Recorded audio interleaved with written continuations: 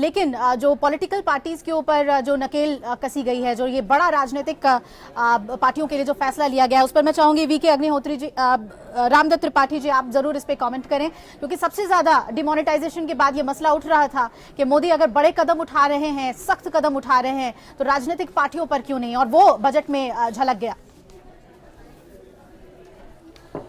ये बात सही है कि जो पॉलिटिकल पार्टीज की फंडिंग है जी, उसमें ट्रांसपेरेंसी नहीं है, तो उसकी वजह से बहुत सारी प्रॉब्लम्स होती हैं।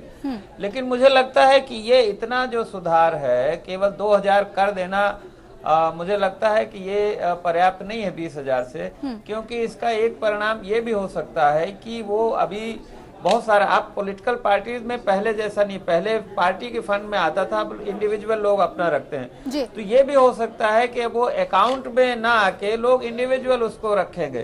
तो मुझे लगता है इससे कोई बहुत ज्यादा नहीं है। जो मेन बात है कि जो खर्चा इतना बढ़ गया है चुनाव का, उसको कैसे कंपेंसेट किया जाए, उसके लिए कई रिकमेंडेशंस आई थी। मुझे लगता है उसमें कोई अभी तक कोई इसमें दिखाई नहीं दे रहा। हालांकि जितना हुआ है वो स्वागत योग्य है, उसमें कोई बात नहीं है जी। दूसरी बात मुझे लगी, पूरे बजट में जो वित्त मंत्री जी का जोर है कि कैसे अधिक से अधिक लोग टैक्स नेट में आए और कैसे अधिक से अधिक टैक्स इकट्ठा हो।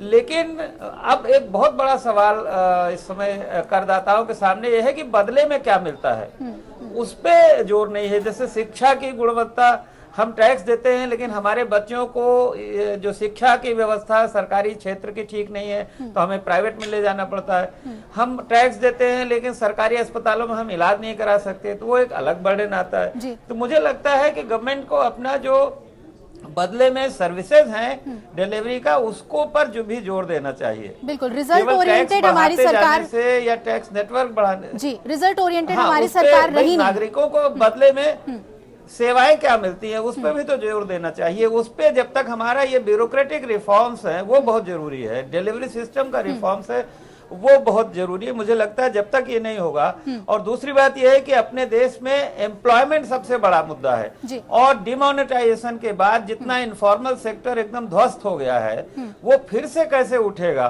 अभी एक और खतरा आ रहा है कि अमेरिका जो अपनी पॉलिसी बदल रहा है वीजा की, और उसकी वजह से जो हमारा जो आईटी सेक्टर के लोगों में और दिक्कत आएगी एम्प्लॉयमेंट की, उसको कैसे कंपनसेट करेंगे। मुझे लगता है ये मेजर इश्यूज हैं जिन पे एक कोई फिलॉसफी या कोई वित्त मंत्री की तरफ से कोई बड़ा कदम अभी तक तो दिखाई नहीं दे रहा। जी जी बिल्कुल, एम्प्लॉयमेंट कैसे ज्यादा से ज्यादा क्रिएट हो, उस पर कोई बहुत क्लियर पिक्चर बजट में नहीं था, ये आपका कहना है।